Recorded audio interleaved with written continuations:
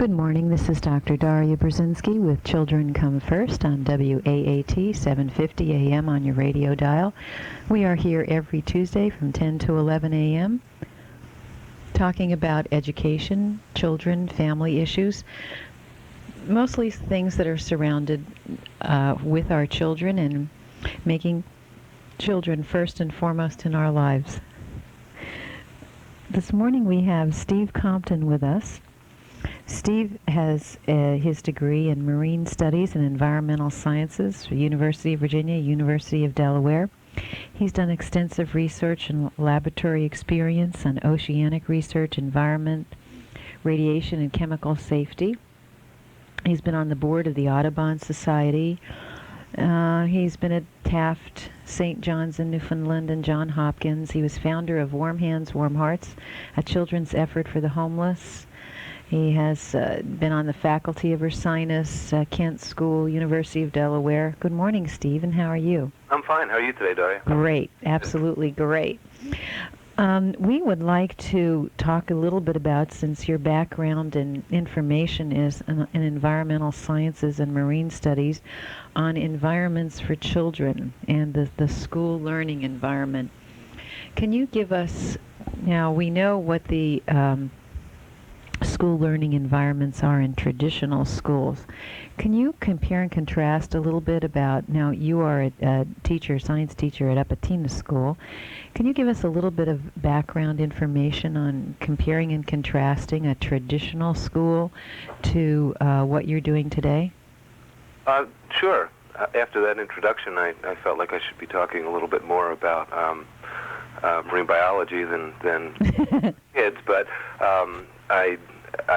as you spoke, it made me realize that there are a lot of things that I've done in my past that I didn't identify as touching upon my work with kids now, but in fact it really does. The environment where I work primarily right now is a school called Apatina School and Community Resource Center in Glenmore, Pennsylvania. And it's a small school. It's an alternative school in that the children are the directors of their learning, and that the teachers are there to help and guide the children as they go through their days and plan ahead and decide how they're going to create the learning that's important for them. Just like in any natural environment that has niches and habitats and lots of resources that can be used and touched upon and employed by a diversity of organisms at Apatina School and at lots of other alternative schools around the country. What I find is that we don't provide a physical environment that is restricting, but rather we have a physical environment that is varied and interactive and invites participation. The kids have the ability to, and the resources are there to explore materials and explore experiences in spaces that range from very small, which lead to group intimacy and interaction, to very large, like the open fields around us that lead to larger scale things like game playing and cooperative planning for the activities that they do. Now, when we talk about the environment, traditionally in traditional schools, we have a very sterile environment of the classroom. That's a square box with desks and chairs, etc., and a blackboard in the front with a teacher's desk and chair in the front. And in order to go out, most of the rooms in the school are exactly the same, with minor exceptions. And then children go outside and play on plastic and basically are cooped up all day in an environment that has artificial air, artificial lighting. How does the natural environment at Apatinas encourage and support a learning environment for children compared to the traditional school?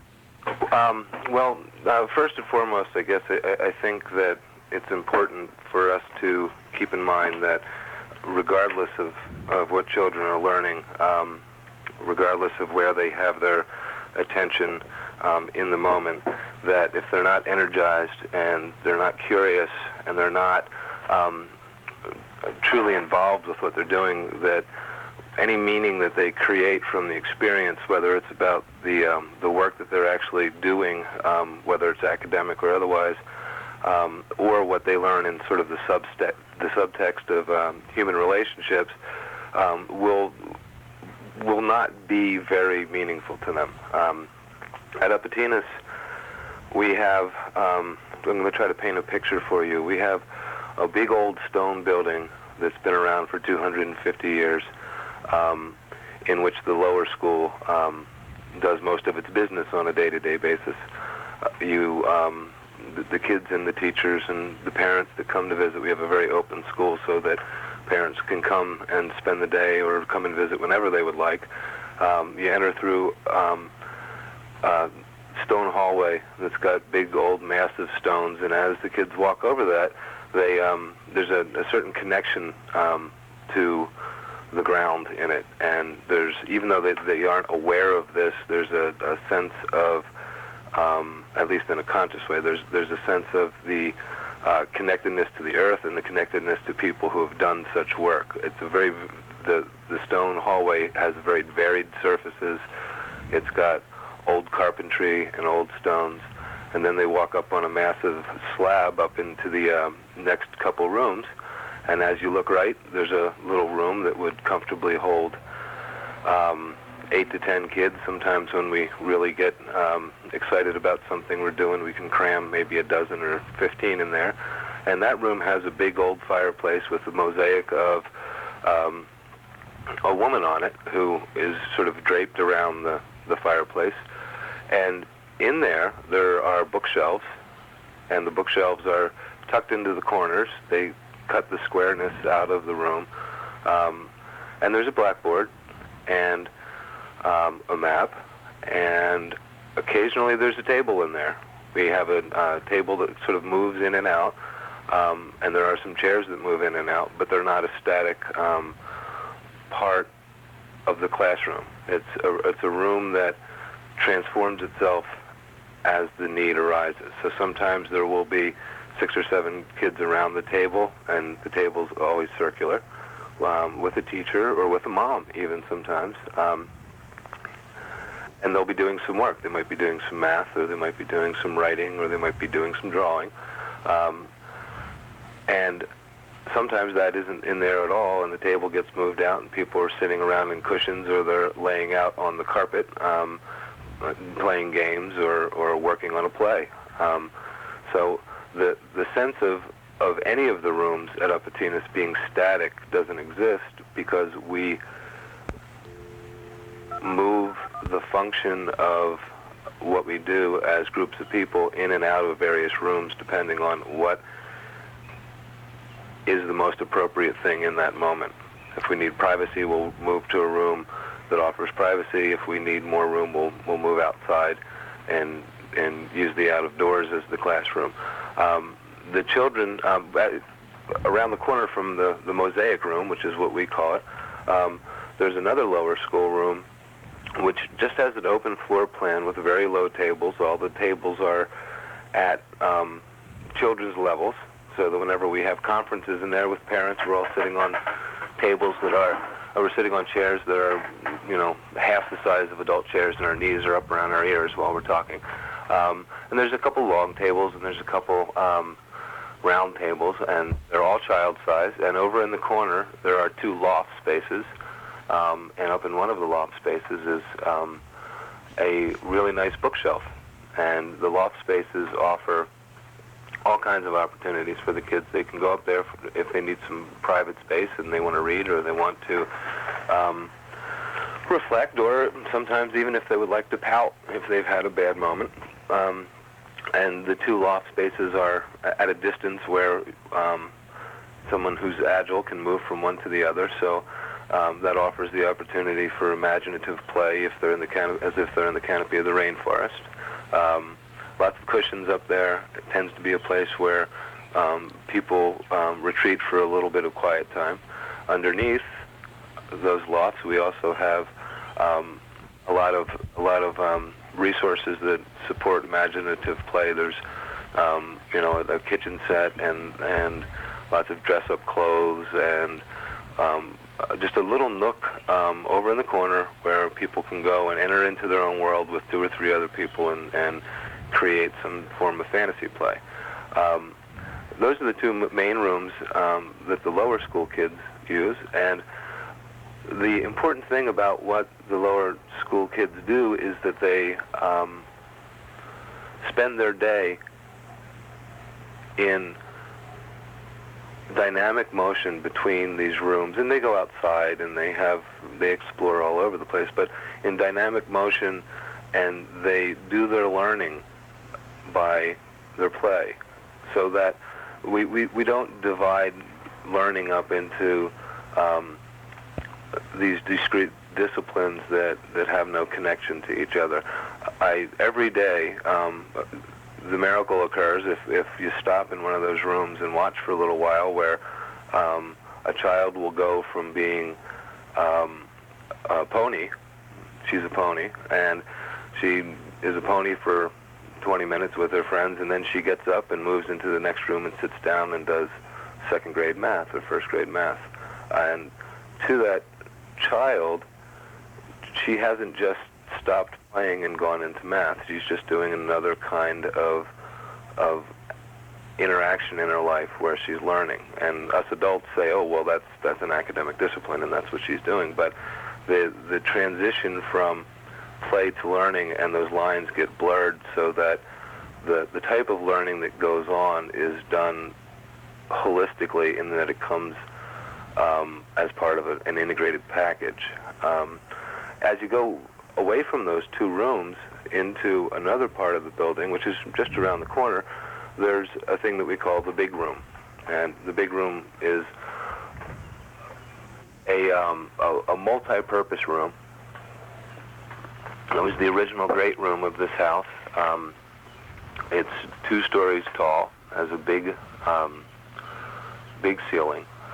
Much like, it reminds me of some of the old Episcopal churches that I've gone to in New England. Huge hand-hewn beams that rise 40 feet up in the air and are hand-joined.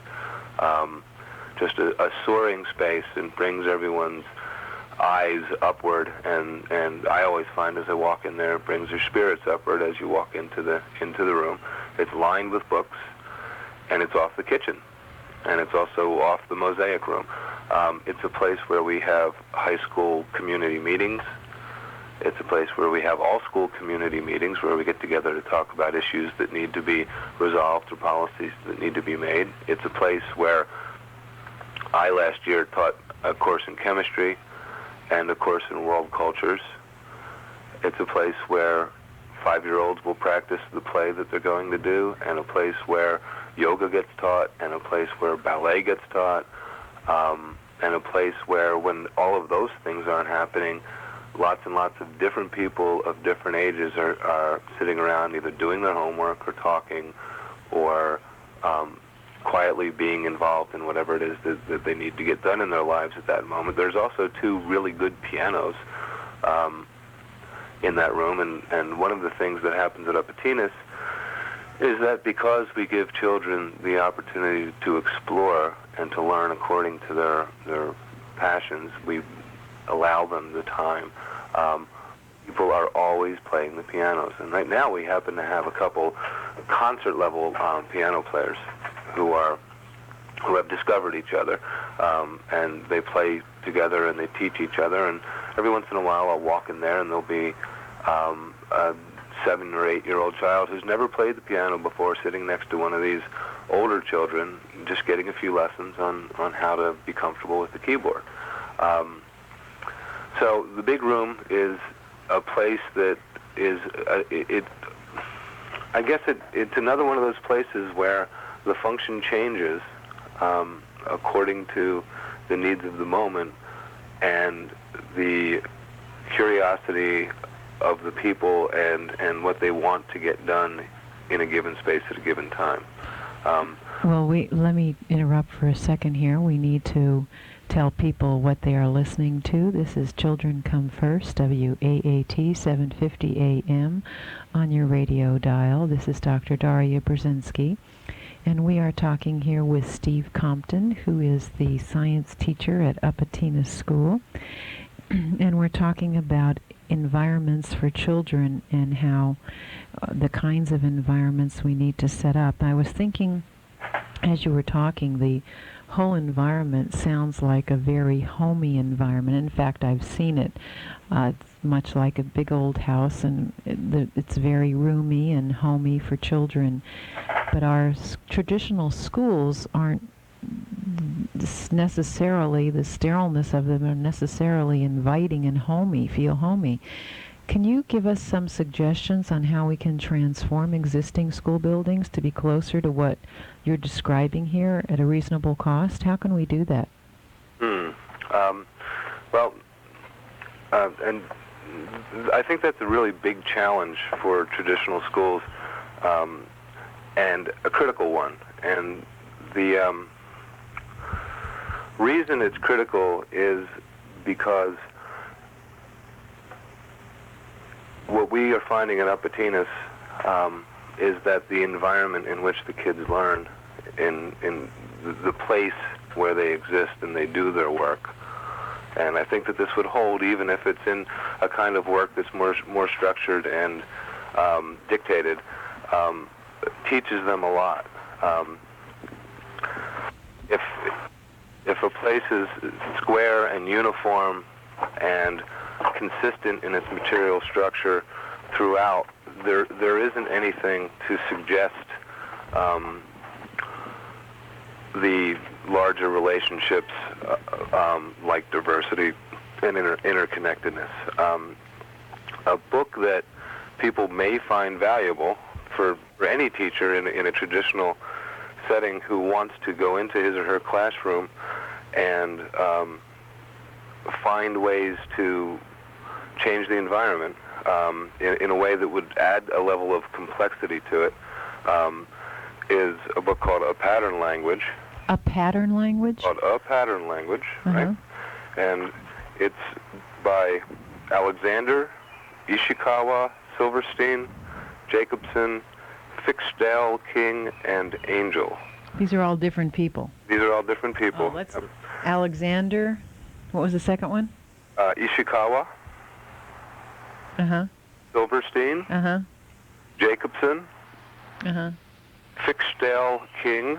That's two words. And Angel. Okay. And that was originally published by Oxford University Press in 1977, and it's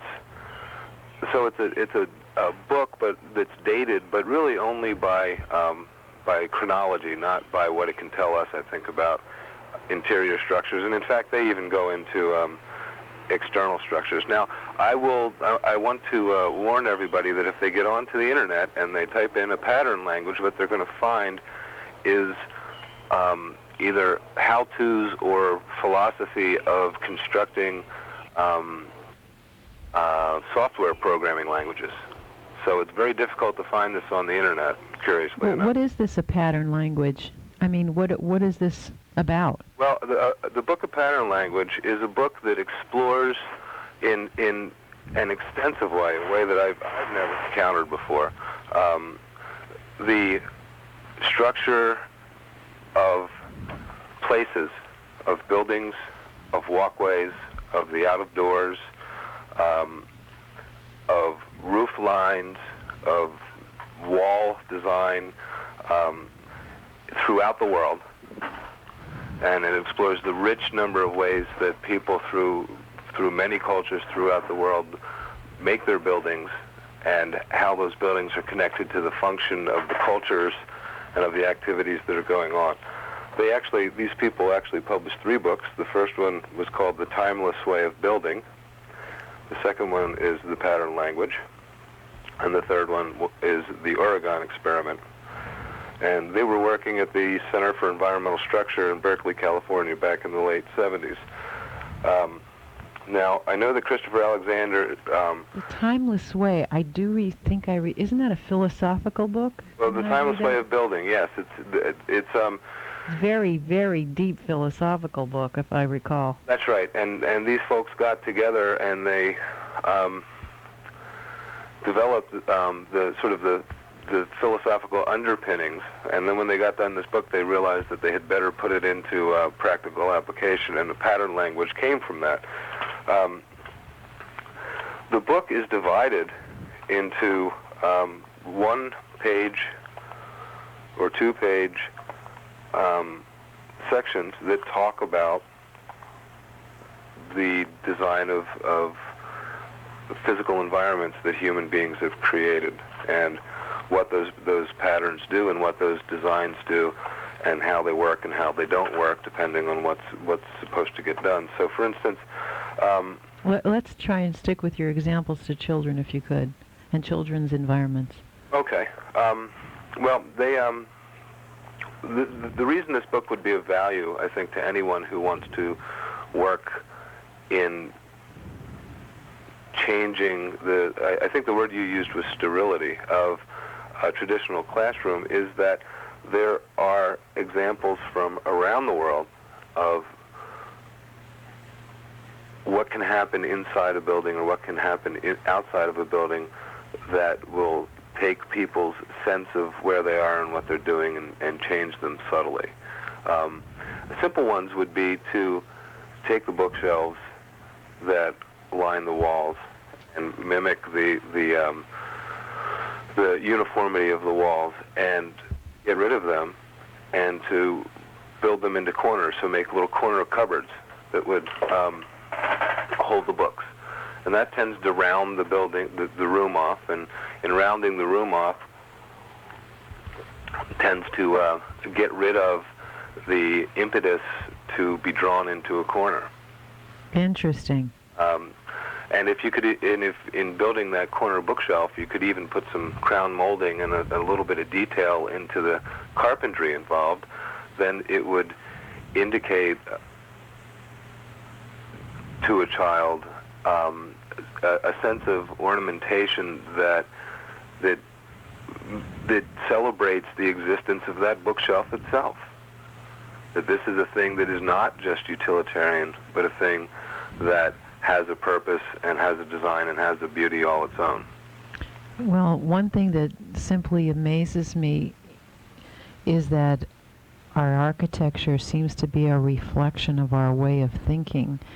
We are living in literal boxes these days, going to school in boxes, driving boxes, and we tend to have very box-like thinking in our mentality in our culture today. There's not a lot of critical thinking and depth of thinking, much more so than breadth. So I feel that our environment is a direct relationship to the way we think about the world as well. And what you're talking about in terms of, something's always bothered me, and that is that everything seems to be right angles. Right. There aren't any curves anymore in arcs or anything of that nature like there had been. And, you know, when you walked into a building, the foyer had an archway. It had a curve to it, and today everything is squares and angles.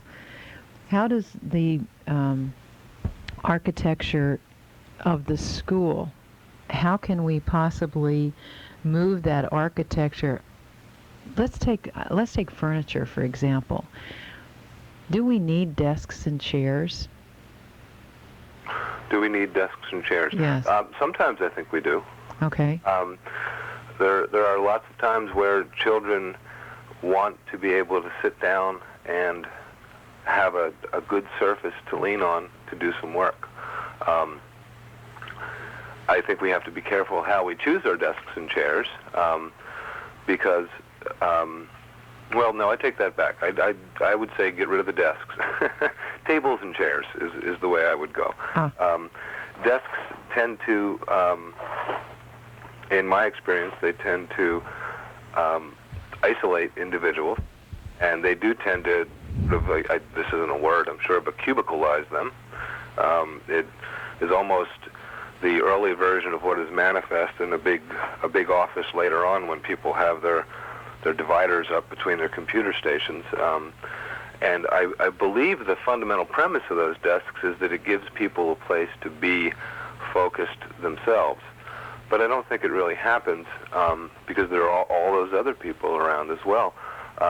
I have seen more focus and more intent in children who were around a circular table facing each other but working on their own private work, and then looking up and glancing and collaboratively sharing what they're doing than I see when people are at desks.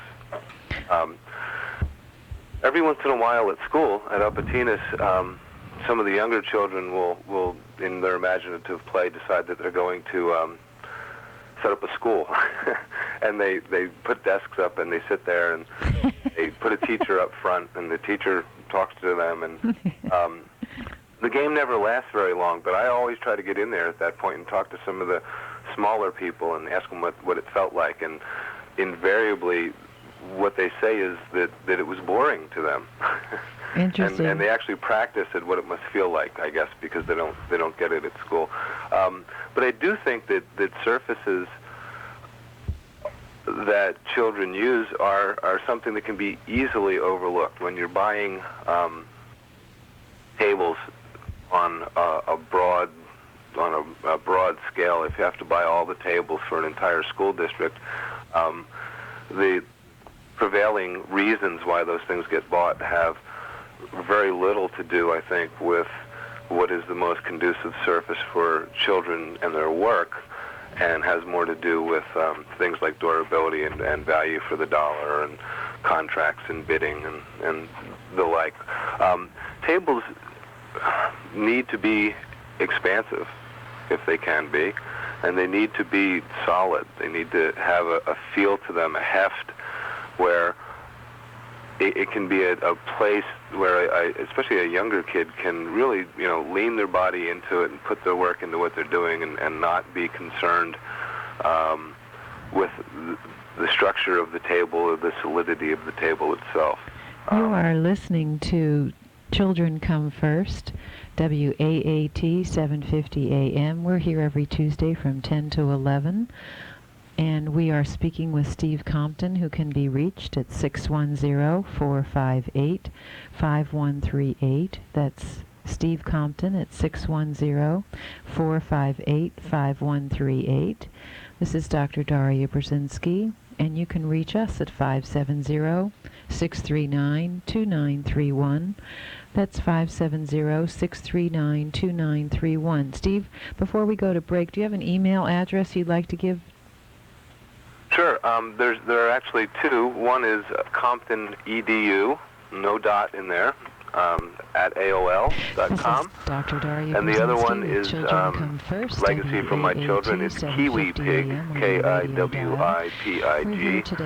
at AOL.com. Kiwi Pig was the name of a pheasant that we adopted a few years ago, and when the poor little pheasant died, it became our email address. So.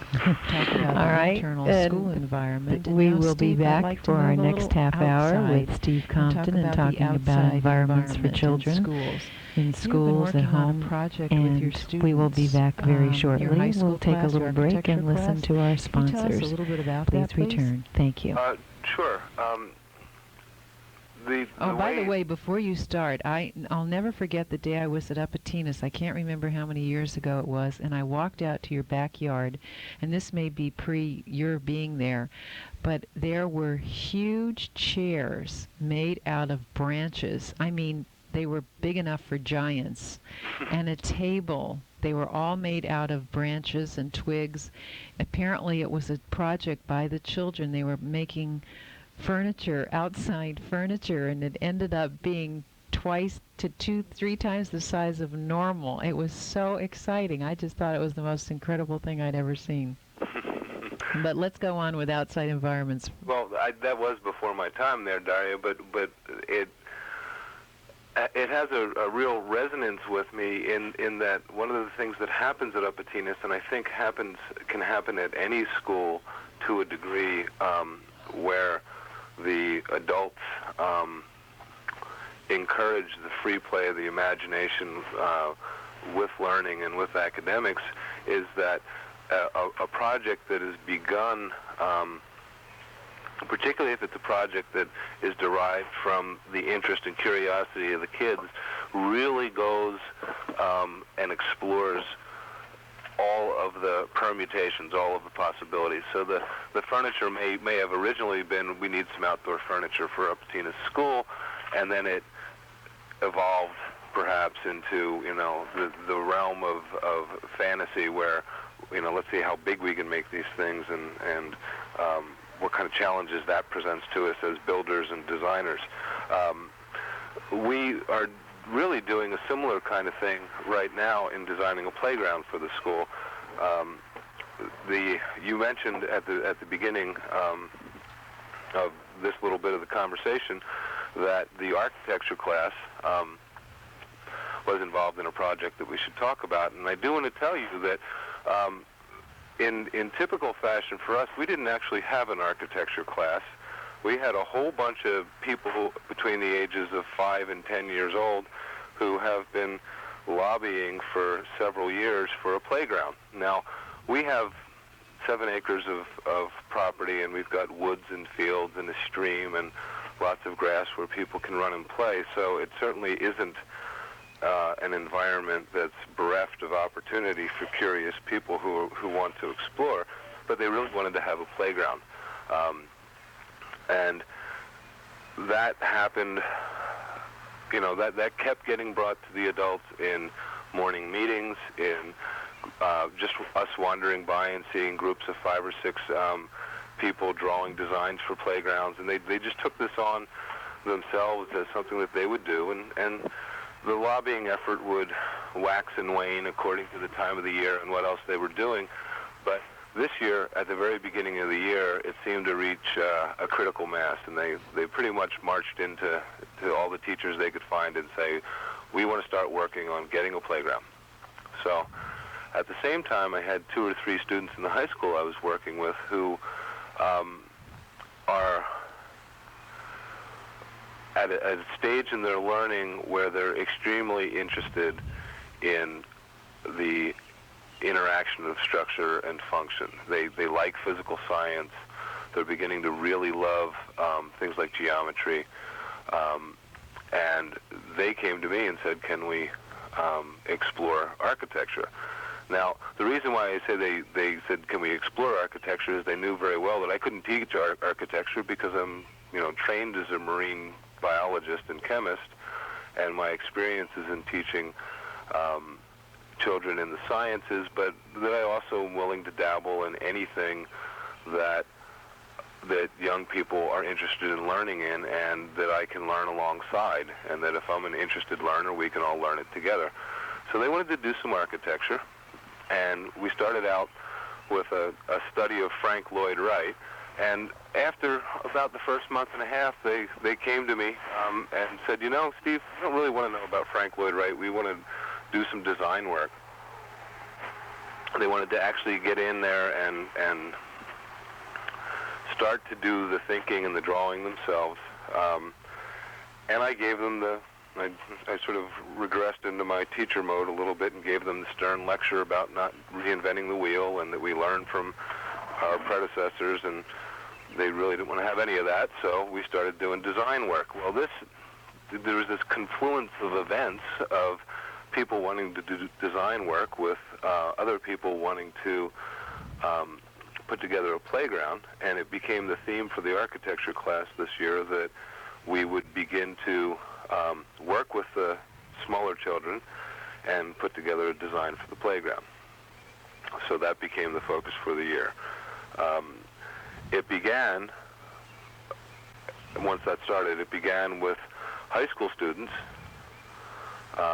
who were doing the architecture work at the same time that they were learning how to draw and how to get things down on paper that represented what they'd like to have in 3 dimensions out in the real world, with them pretty much hanging out with the lower school kids and brainstorming about playgrounds, what the elements are of the playground that they like, what they've seen in the past, and what their unique take was on what an Upatena school playground would look like. Shall I go on? Yeah, go ahead. Okay. I'm intrigued. Now, again, we didn't design, a real critical aspect of this is we didn't design an architecture / design the playground course per se. We had a time where the architecture class met every week, but a lot of informal time was spent in all the support research and spending time with the lower school kids and getting their ideas and setting up little modeling techniques where they could do things with marshmallows or gumdrops or blocks of wood and toothpicks to design, to give us some physical idea of what they meant. They did lots of drawings. We did lots of interviewing. And then the architecture class got down to work and we went out to the fields around the school and had to do some thinking about where we would site a playground. That required that these high school students go and interview all the teachers who are the lower school teachers and ask what are the practical aspects of siting a playground. So they immediately realized that they couldn't put a playground around the corner where the lower school teachers didn't have easy site access to it. So that got rid of one of our spots. And we finally settled on a spot right out behind the big stone building. And then we pulled out some surveying materials. We have a teacher whose father is a surveyor, and he had been doing some surveying and some mapping. So we pulled out the survey maps. Hello? Yes. I'm sorry. And we pulled out measuring tapes and marking flags and sort of marked out the general area and got a sense of for instance, what 200 feet was. If we had a playground that was 200 feet in diameter, what would that look like in terms of the space that we actually had? And in doing that, before we ever sat down to put anything on paper, we got a sense of how the physical space would mesh with the ideas as they got designed. A real critical part of that, I think, is that from the very beginning, the design of this system had, in an unspoken way, the premise of how it fits in with the environment of the school and how its presence would affect the environment of the school, rather than the design of some idealized version of what we want that we would then impose on the physical space that we had. Sounds much like Frank Lloyd Wright. Yeah, right. Philosophically. Although he was a little bit more impositional, I think, than we are. Well, I'm listening to the process here, and this is a much different this is a process as opposed to what we see in schools today, which is take an already manufactured product and imposing it on children. This is all an evolving, which is what learning, you're exemplifying the learning process itself at every strategic point, right, from the point of conception and inception to all the way to the final product, which will, I'm sure, eventually happen. And I think what our audience need to recognize is the fact that this is how children get inspired. This is how children get motivated. This is children who are thinking critically, and it's all because learning comes from an internal source rather than an external source being imposed. And it's something that we've gotten away totally from our traditional schools. Right. And even though we're talking about environments here, we're talking about a learning process. I think we're much more interested in traditional schools in content than we are in process, and this is where we have lost much of our children today. Well, and I think another critical aspect of this whole thing, and I do want to say that this whole process that I'm describing right now, and I hope we can get to some of the physical aspects of the playground itself, but the whole process is not by any kind of adult-oriented curriculum-based design. We don't sit down, and I didn't sit down and say, how can I teach this to the kids in such a way as they will be experiencing experiential learning or hands-on learning. It's much more simple than that, and at the same time, much more affirming for them. I took the curiosity and the impetus of the kids, and from the beginning said, okay, what are your ideas? You can do this. Let's work through it. And I then didn't presume, even for a moment, to try to do it in a way that would make sure that there weren't any mistakes. Now, have you come up with a design? Well, we have a tentative plan. And so what needs to happen is you have a democratic process. School, I'm assuming that everybody in the school has to vote on it. Is that correct? Yes, and quite honestly, we're not even to the point where we're ready to take it to the all-school meeting for that stage of it. But I think we'll be there soon, and we're going to wrap up the rest of the drawings as in the beginning of next year, as the high school students finally get to a point of proficiency with their drawing where they can do something that looks professional. Really well done, because that's what they were shooting for. Then I think they'll be ready to present it. The whole time this has been going on, by the way, the lower school people have been having fundraisers left and right, and they've got probably a couple $1,000s in the bank now that they've raised to put towards the materials to build the playground. And most of that, I would say probably 95% of that was spearheaded by children who are 5, 6, and 7 years old. Amazing. And they would set up little tables. They would offer to paint people's fingernails for 50 cents. They would offer little trinkets that they brought from home. Their moms and dads would bake food with them, and they'd bring them in, and they'd design these fundraisers all by themselves. The teachers sometimes wouldn't even know what was going to happen that day. And they've got all this money that they've raised. So they've been a whole part of this, and one of the critical things of this is that everyone learns in this process that there isn't anyone who isn't important.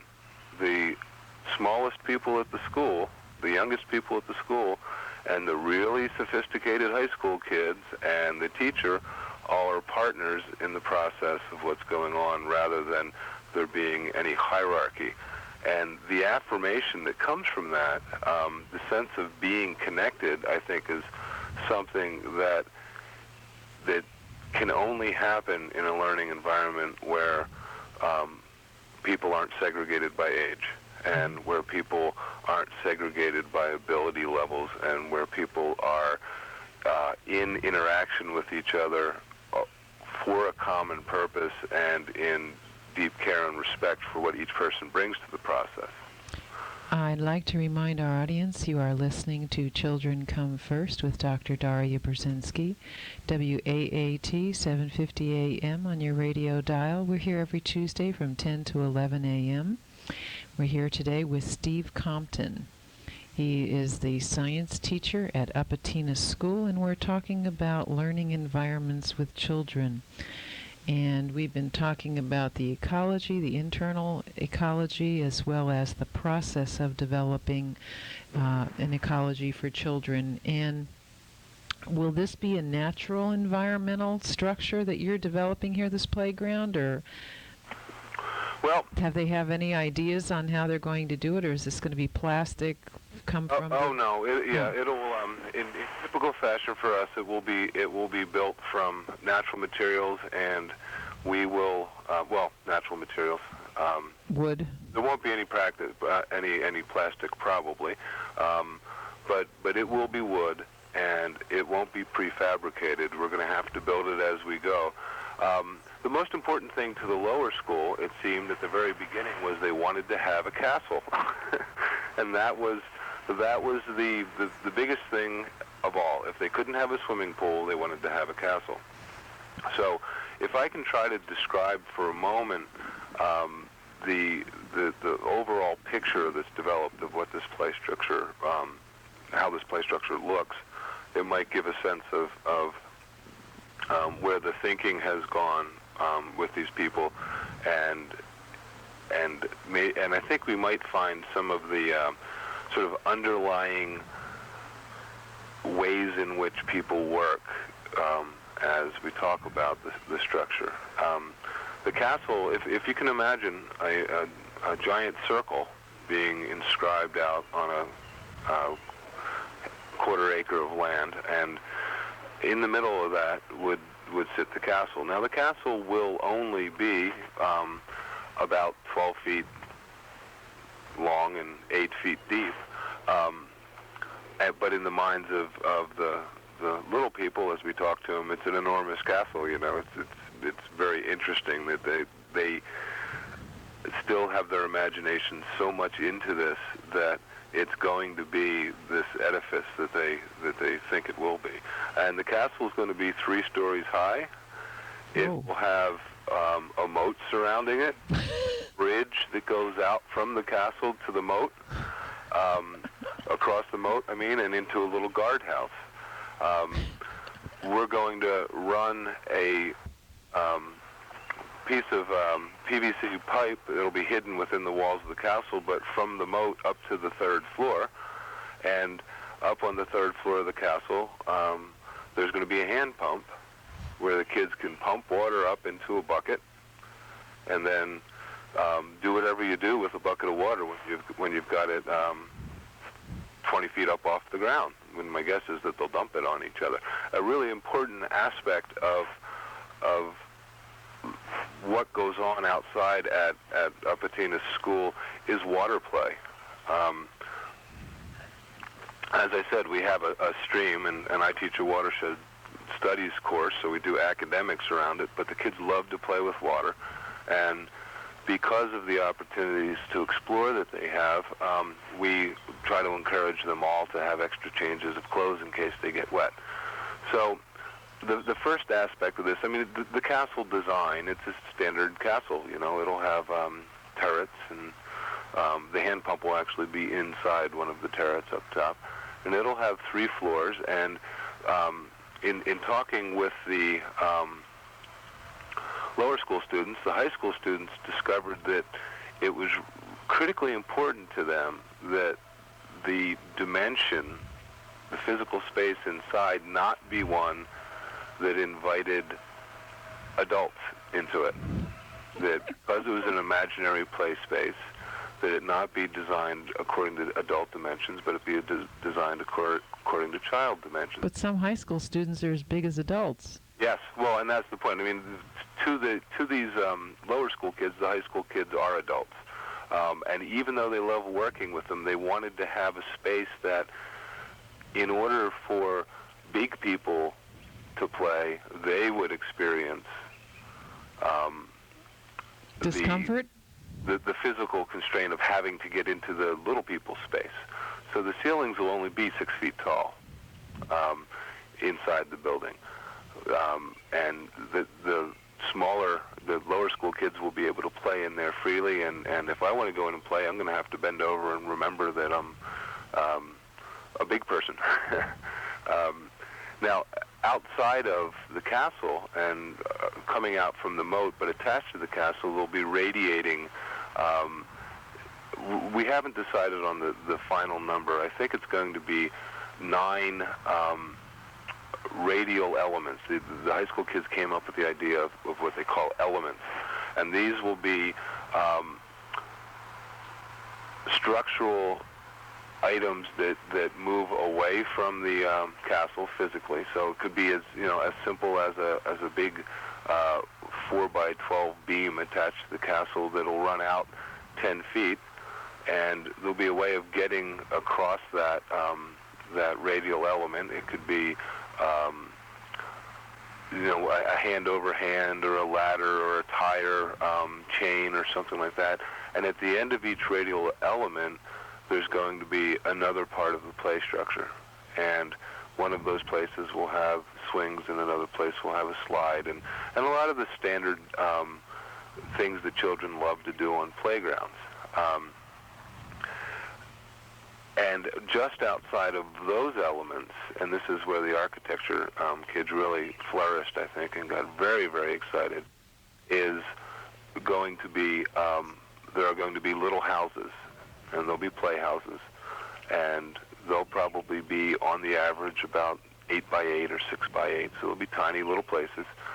But each one of those will be in a different architectural style. So they want to do a simulated Frank Lloyd Wright building. They want to do a teepee. They want to do a straw bale house, and so forth and so on, a log cabin. And so they've designed different buildings in different architectural styles that will require them to use different materials as they construct this in different techniques. And that diversity of thinking in that they wanted to bring evidence of primarily tribal cultures, as it ends up, but certainly alternative and sustainable cultural ways of creating buildings into the playground, to me, was very interesting. And around every building will be garden space. So we'll have 4x4 plots in between the little playhouses where we will teach the kids to do double digging and organic gardening, and hopefully down the road each child in the lower school will have their own plot and will be involved in producing food that we can then share, or flowers. But what an adventure. This sounds like something totally different than any school system I've ever heard anywhere. I mean, this is an incredible project, and one so worthwhile. I mean, I can think of all the different kinds of skills that children are learning, not just entrepreneurial, but all the different interpersonal skills and technical skills that they're learning with respect to this project are just... And to think that we spend thousands of dollars hiring adults who try to do committees to determine what kinds of structures they should purchase for playground use, and nobody ever talks to children about what they would. I had an experience many years ago. I taught an after-school program, and I was substituting, I remember now, and I was in a 4th grade class. And the playground was deplorable. I mean, it was just all dirt it was very dry, and the dirt kicked up every time somebody moved, and there was a swing set, and mostly everything was broken and plastic, and it didn't even look inviting to me. So I said to the children one day when I took them out for recess, there was a wooded area behind us, would you prefer playing on the playground or going out into the woods? And I didn't even get the sentence out of my mouth, and they all ran to the woods. And right. I couldn't get them out once they got in. I mean, they were building structures with twigs and climbing trees, and just, it gave me an awareness. And this was years and years ago. I won't even tell you how many years ago, but one of my first teaching experiences. And I realized back then that children knew better about what they wanted. Since then, I've learned my lesson. I've had 5-year-olds, I'll never forget the day they were yelling to me. We were at a baseball diamond, and I had a group of, when there was the old-fashioned backstop that was nylon, made of nylon rope, and I had a group of 6-year-olds who decided to climb the backstop and get into the top of it to see what it was like to be up from that vantage point. Well, it stretched. And when the 5 or 6 of them got into it, it bowed almost so far down that they couldn't get out. So children have, and I've seen them climb, 30-foot trees, pine trees, and it seems to me that children have the capacity to be able to know what kinds of things they want, and we keep imposing everything on them, thinking that we know best for them. Of course, you realize we'll we're talking here about putting a lot of corporate America out of business and the marketing techniques that are used in corporate America to sell their products by having children determine and decide what kinds of things. Of course, that's what all the marketing strategies on television and billboards and advertisements focus on our children anyway. Right. Well, you know, it's interesting. In the struggle to try to figure out a way where these kinds of changes can happen, I very often feel when I'm talking to people who are in traditional schooling situations that there's a root feeling that it's a lost cause, that this can't happen at our school, and it can't happen at our school because of the structure of it's almost a corporate-based structure of the way relationships develop. I don't think that in the long run that corporate America or sort of the corporate industrial training complexes of schools need to go out of business so much. It's not a matter of the amount, especially in corporate America, it's not as much a matter of the money, but the time. When we build this structure, when we finally have the structure built, it's going to cost an enormous amount of money. There's no way. I mean, we've done the preliminary calculations for it, and it's going to cost more than one of those really nice, interactive plastic adventure playgrounds they're popping up all over the place these days. But it will come in time, and if we could take the time, I mean, what we did this year with these people at school is that we took the time to allow them to dream and plan and make mistakes and be with each other and plan some more, rather than to have to get the product out there. And the rush to product, I think, is the thing that supports the idea of the status quo corporate mentality.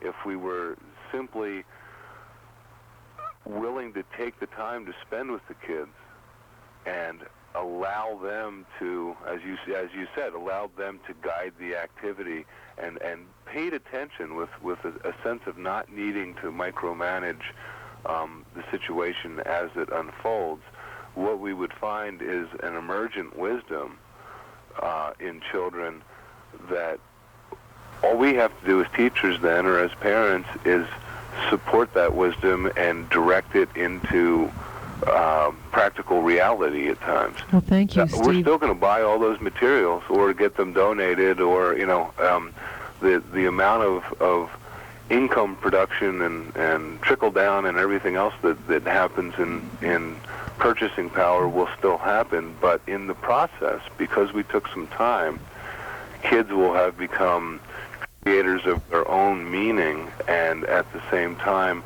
will really feel that they're important people, important thinkers. And that's not an academic subject, but it's probably the most important thing that human beings can learn. Well, thank you so much, Steve. We've run out of time here today. You have been listening to Children Come First with Dr. Daria Brzezinski. We were here with Steve Compton, and you can call us at 570-639-2931 with any comments or questions. And Steve is at 610-458-5138. Again, this is Dr. Daria Brzezinski with Children Come First. Thank you so much, Steve, for having us, joining us today. And My pleasure. Thank you. Thank you to our audience for joining us today. Again, you can call us at 570-639-2931. This is Children Come First with Dr. Daria Brzezinski. Have a good day and join us again next week.